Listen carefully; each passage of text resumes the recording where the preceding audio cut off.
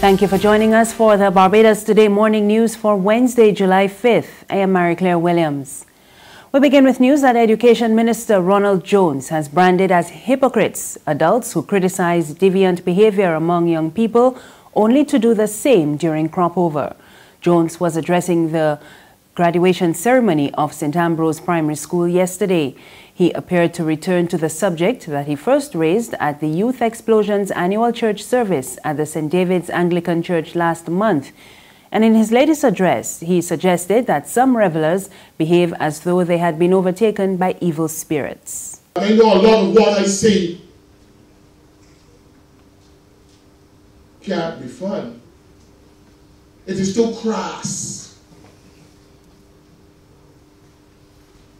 It is though there is a possession of evil in the midst of merriment. Women who 3 days before, or men dressed in their Sunday go to meeting, the best that the wardrobe contained become vile and vulgar on that day. I am the author of my own story, and I choose my words to write my own story. And then in our hypocritical responses as adults in our society, when we see our little ones display similar behavior, then as the hypocrites we are, we condemn them. In other news this morning, 2 Canadian visitors are due back in court today for sentencing after being remanded to prison on several drugs charges. 22-year-old Austin Atchison and 20-year-old Elvis Hermes arrived at the Grantley Adams International Airport on Sunday, and customs officers discovered 26 sealed packages of cannabis in Atchison's luggage, weighing 13.5 pounds with an estimated street value of $48,000. Hermes, meanwhile, was in possession of 24 sealed packages, weighing 10 pounds, estimated at $40,000. Both men were arrested and charged with possession of cannabis, possession with intent to supply, trafficking, and importation of the drug. They appeared before Magistrate Smith Povell in the District B Court on Tuesday, and both pleaded guilty to the offences. One St. Andrew resident has been venting her frustration after repeated calls for help from the Rural Development Commission and the Minister of Housing appear to have fallen on deaf ears. Teresa Walks says her house was destroyed by Tropical Storm Tomas 7 years ago, and she was forced to turn to the RDC for refuge. She and her 2 sons were placed in a 1-bedroom government house in Babylon Road, St. Andrew, and they were assured that their stay there would be temporary and the state agency would rebuild her home. But she tells Barbados Today that she and her children, now teenagers, still occupy what has become cramped accommodation. I keep calling them and asking them about it, and then saying they didn't have any money, and then actually one of the officers said, "We thought you get the house finished." I said, "But no, nobody never came back." I was working at TW, and I get sent home when he wants to get me sent home. I had to put down the flooring. I asked them if they can help me, just give me some material so that I could put on the roof. And if I get the material, I get somebody to help me with labor work. Honestly speaking, people help me with labor work. They said they would try for that. Up to last year, I spoke to one of the officers there, and he said he would try to get material. When they called back, he said the manager said there's no money. I was put on to Mr. Kelman. Mr. Kelman said call him. I spoke to him at St. Sanford Complex where I usually work. He said call him, and when they call him, tell me yes, he could help me with the material. Call him back. Every time I call back, every time the secretary said he's not in office.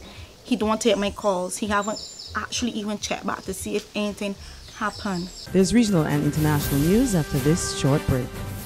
Who call and get your yams and potatoes? We wait, my girl, how you want to see you for long? I can't how you keeping, but you don't sell the nation paper no more. But that paper ain't selling. This month now I stop selling that. Look, one time I would have make a little dollar on the Sunday sun. But when Sunday night, I still trying to get the weather there.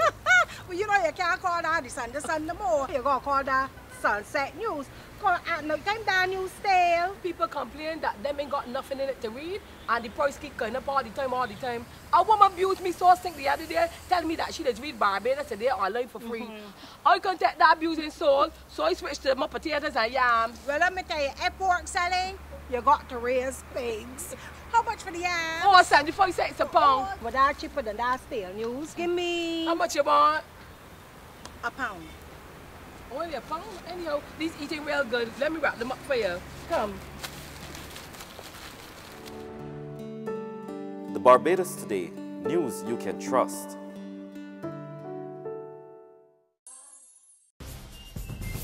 We're back now with news from the region. CARICOM leaders opened their first full day of talks today at their annual summit in Grenada.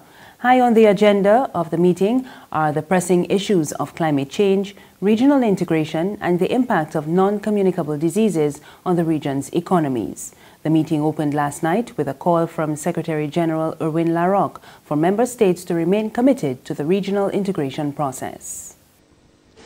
The CSME remains to this day the best vehicle for providing sustainable economic development for our people.